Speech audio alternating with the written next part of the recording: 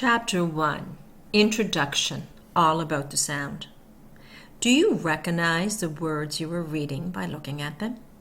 Do the sentences you are reading make sense?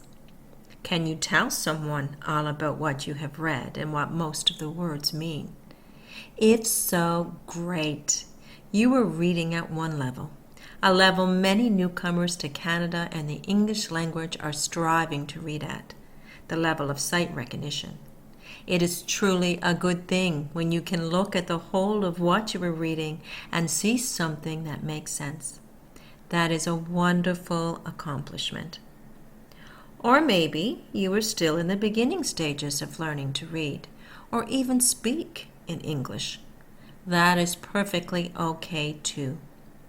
You can begin this supporting path from wherever you are at.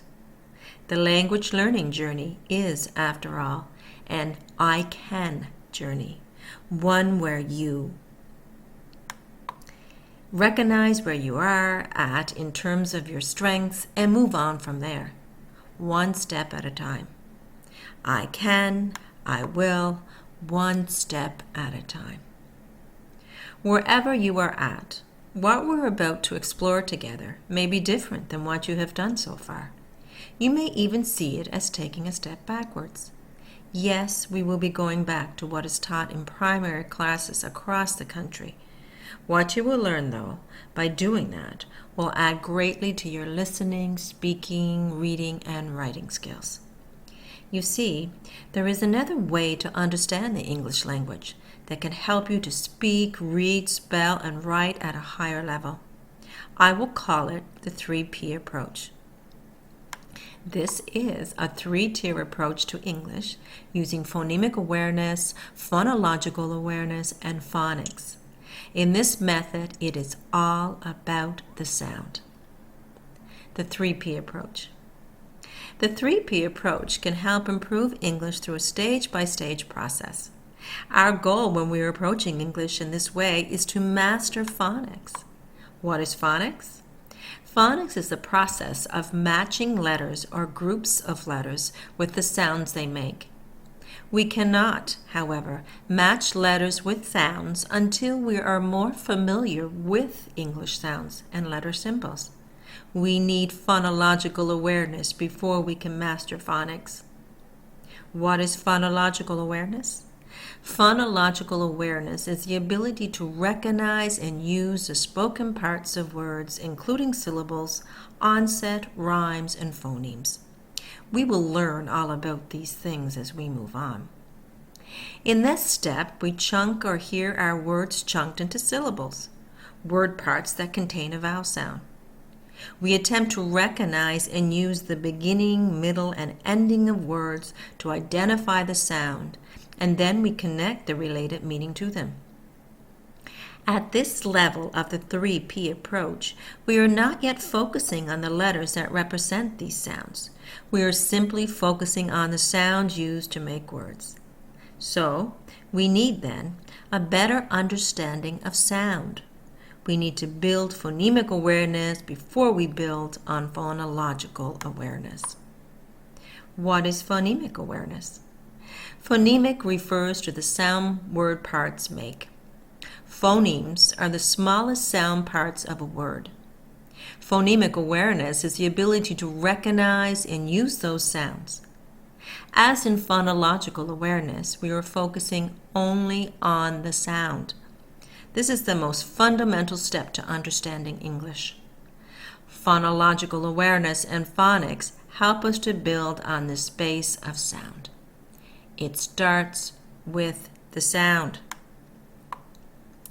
So in mastering English using sound, we start with building sound recognition skills through phonemic awareness and then through phonological awareness. Next, we move to the process of relating the sound to the letter symbols we are using to create and decode words.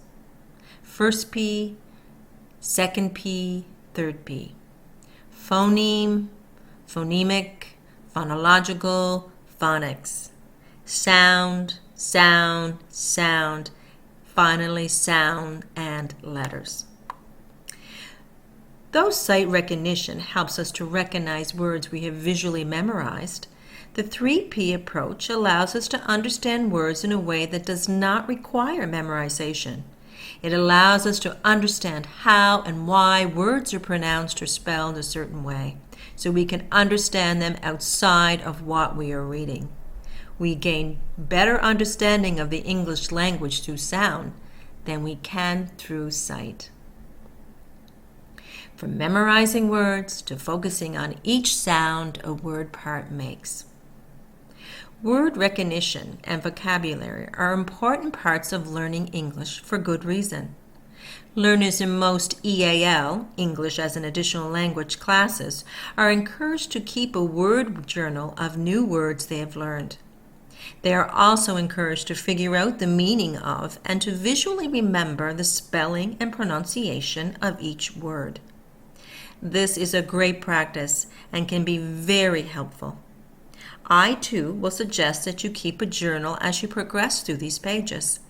In Chapter 4, I will offer a detailed suggestion on how you can use your word journal as a word work journal. In that journal, I will encourage you to write the words you are practicing in the review exercises I have provided at the end of each section. I will also encourage you to look up the meaning of each word in a dictionary, as you may be doing now. Please have a dictionary near. Meaning and vocabulary are still very important. Though the process of defining and memorization words is very helpful, it doesn't, however, help learners to understand the roots or basics of English words. There are many, many words in the English language. It would be next to impossible to remember them all.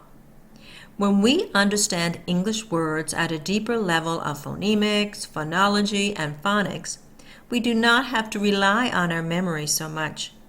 We will discover a process which will help us to learn faster and in a more lasting way.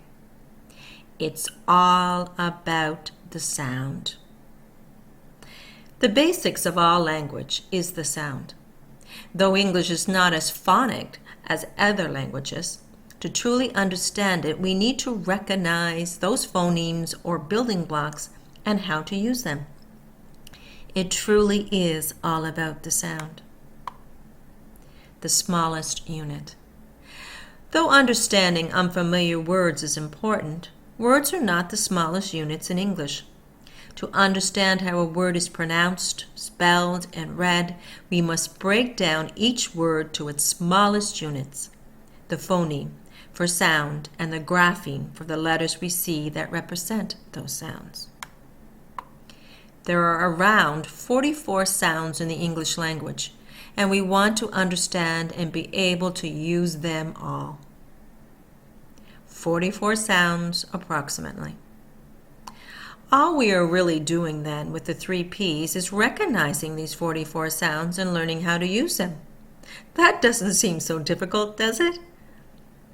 In Chapter 3,